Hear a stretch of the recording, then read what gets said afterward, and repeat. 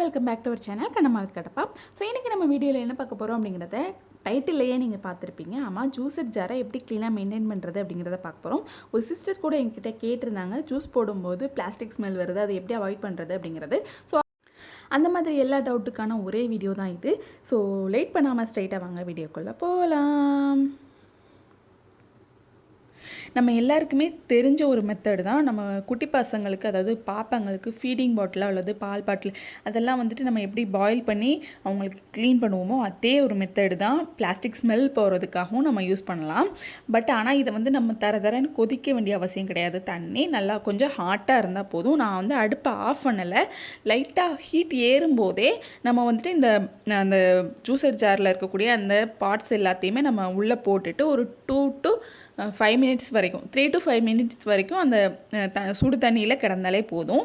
அது வந்து நல்லா கொதித்ததுக்கப்புறம் நீங்கள் போடக்கூடாது. நல்லா கொதிக்கிறதுக்கு முன்னாடி அந்த பபிள்ஸ் வரும்போதே நீங்கள் இதெல்லாம் போட்டுட்டு கொதிக்கிறதுக்கு முன்னாடியே நீங்கள் எடுத்துட்டிங்கன்னா கரெக்டாக இருக்கும். நீங்கள் ரெகுலராக வாஷ் பண்ணுறீங்கன்னா ரொம்ப ரொம்ப சிம்பிள்.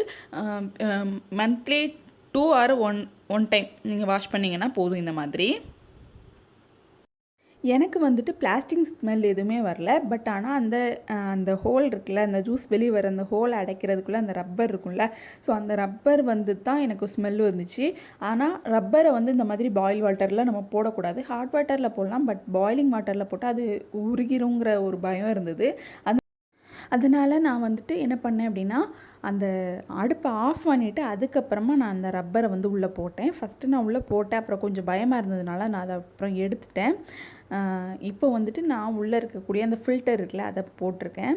ஆனால் நான் அடுப்பை ஆன் பண்ணியிருக்கேன். பட் ஆனால் ரொம்ப ஹீட்டாக இல்லை, ஓரளவுக்கு மீடியமான ஹீட்டில் தான் இருக்குது தண்ணி. ஸோ அதனால் ரப்பர் நான் உள்ளே இருக்குது.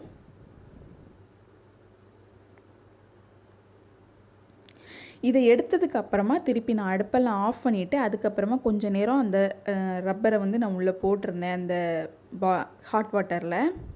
ஸோ இப்போ நான் என்ன பண்ணியிருக்கேன் அப்படின்னு பார்த்தீங்கன்னா, என்னோடய இன்னொரு ஜாரோட அந்த லிட்டில் இருக்கக்கூடிய அந்த கேஸ்கெட் வந்து லூஸாக இருந்தது.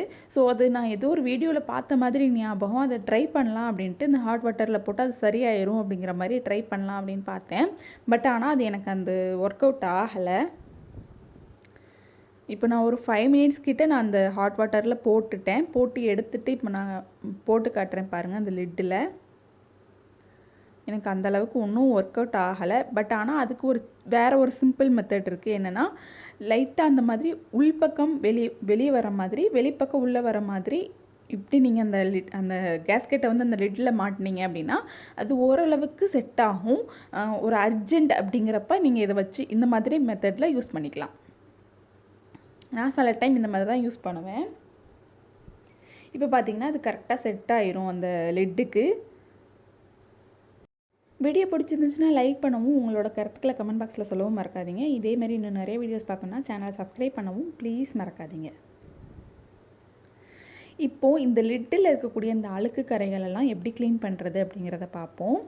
இதே மாதிரி தான் அந்த ஜூஸர் ஜாரில் இருக்கக்கூடிய அந்த கிளாஸ் பார்ட்டிஷன் இருக்குல்ல, ஸோ அதையும் இதே மெத்தடில் நீங்கள் க்ளீன் பண்ணிக்கலாம்.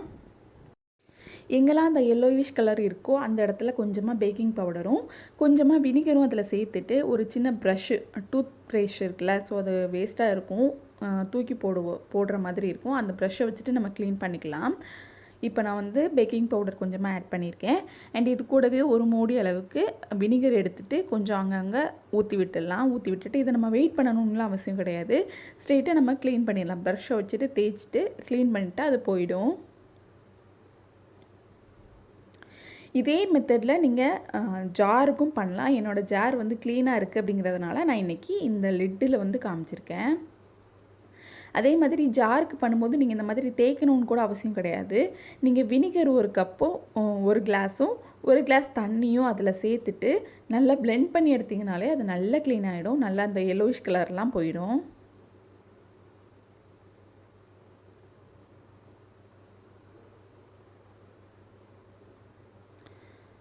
ரொம்ப போட்டு அழுத்தி தேய்க்கணும்னு கூட அவசியம் கிடையாது. அந்த இடுக்கில் மட்டும் நமக்கு க்ளீன் பண்ணுறது கொஞ்சம் கஷ்டமாக இருக்கும். அதை மட்டும் கொஞ்சம் கவனமாக பார்த்து க்ளீன் பண்ணாலே போதும்.